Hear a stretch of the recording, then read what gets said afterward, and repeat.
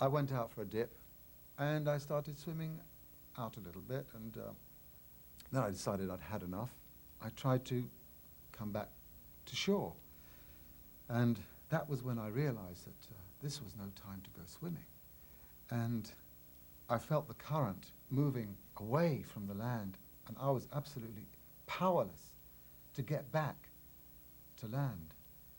I saw my little manager standing there, you know, sort of thinking everything's all right. I couldn't communicate at all. Finally, well, it was in a split second in a way. I realized I had no other help, and I shouted out, "Oh God, if you save me, I'll work for you." And at that moment, a wave came from behind me and pushed me forward, and suddenly I was, with all the energy that I needed, swimming back to land, and within a few minutes I was there, safe and alive. And that was such an immense, you know, moment. Now, I knew that God existed, and in a way I renewed my contract with God at that moment. But of course, as usual, what happens to the human being, after he's saved, after everything comes right, he then starts to forget you know, what he said, what he promised. I started going about my business again. But of course, that promise was never forgotten. And in fact, I think it was fulfilled, or my chance to fulfill it came when my elder brother, David, took a trip to Jerusalem. And when he went to visit the holy places and the surroundings in the holy city, he came across the mosque. And he said, "What is this religion? We don't know much about it in the West." And he was brave enough to sort of go and step inside. And the peace that he felt moving around the mosque and seeing the way that Muslims worship, with no statues, no pictures, just pure prayer, impressed him so much. When he came back to UK, there was a festival that year, 1976, called the Festival of Islam.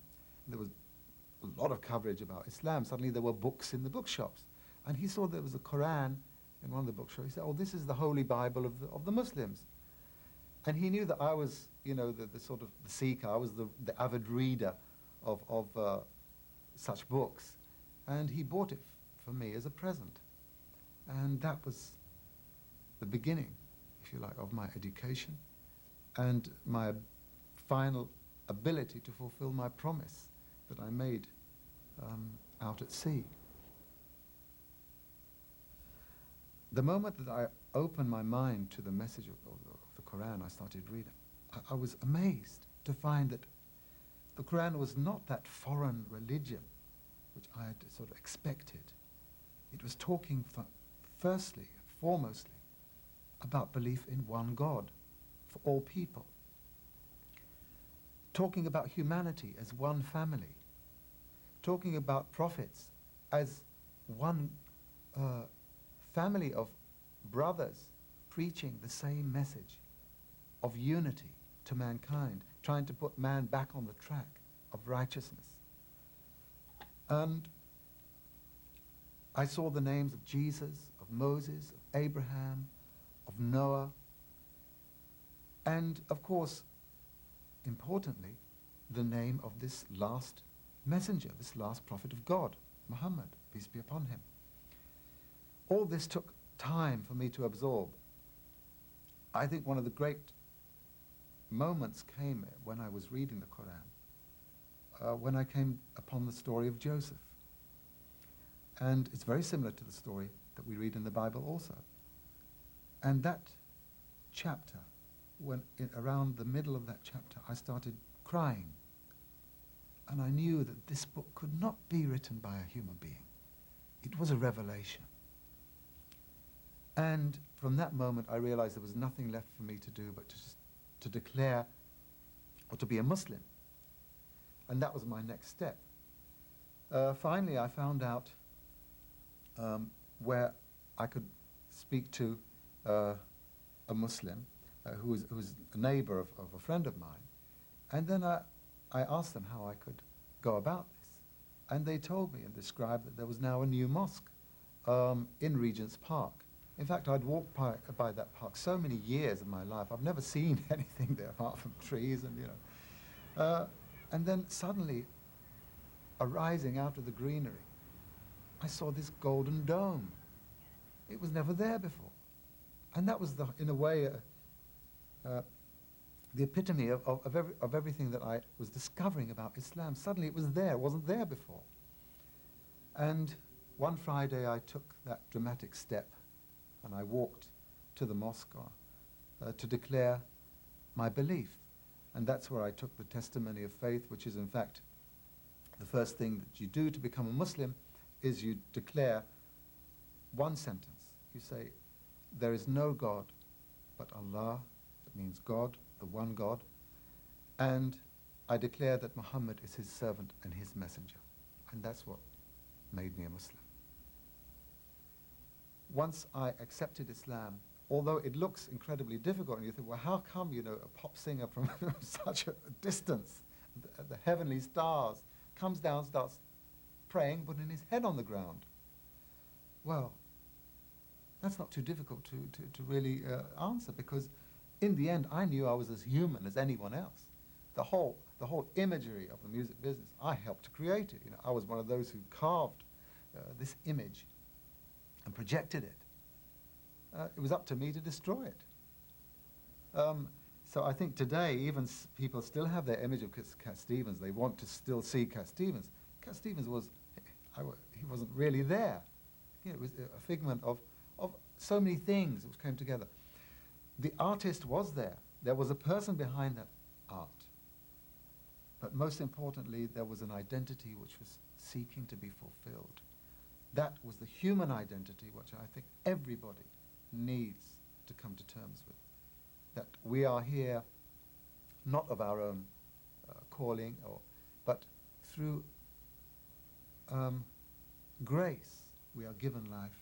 We have to then acknowledge the power that gave us that life and to be thankful and to make our life in accordance with the will of God in order to be happy.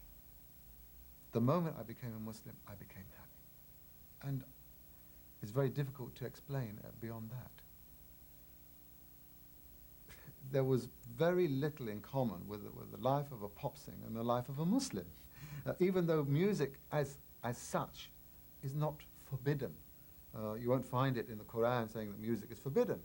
Music is part of life. We know birds sing, the sea roars, the winds howl. I mean, this is all music. But when I studied more deeply, and in fact I had to go to some of the sayings of the Prophet, some of the hadith, to find out exactly what is the position, I found that indeed there was a conflict with many of the things which go along with the music business.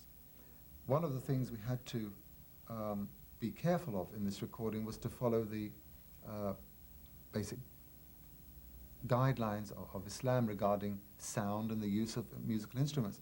And in fact, the orthodox view, the strict orthodox view, is that one doesn't use musical instruments. There's allowance for some kind of percussive drums, but that's about it. The main focus of, say, Muslim traditional music has always been the voice. The voice is the carrier of the message of the word. So therefore, the highest form of expression or song in Islam is the recitation of Quran itself. Then comes the adhan, and then comes the kind of host of, the adhan is perhaps known as the call to prayer. When you are going and traveling in Muslim countries, you'll always hear about 4 o'clock in the morning, sort of distant call to prayer. It's always been a symbol of the music of Islam. And then you've got the songs which emanate naturally from weddings, from festivals. In fact, one of the songs which is included on this album, which is, I would say, one of the most important songs in the Muslim world, is that song which was sung when the Prophet, peace be upon him, came from Mecca to Medina. He was migrating after the persecution in Mecca to this city called Medina. And then out came all the children in a loving rush to meet and greet him.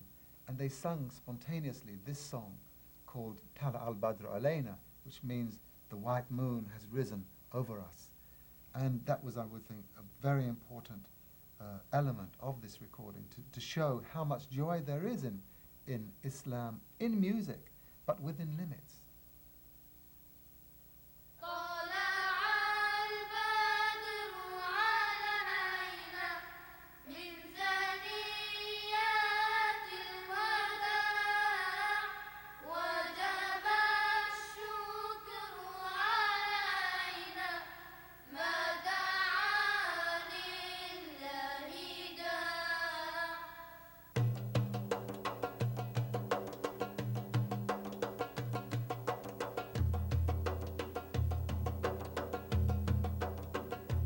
طلع البدر علينا من ثنيات الوداع وجب الشكر علينا ما دعا لله داع.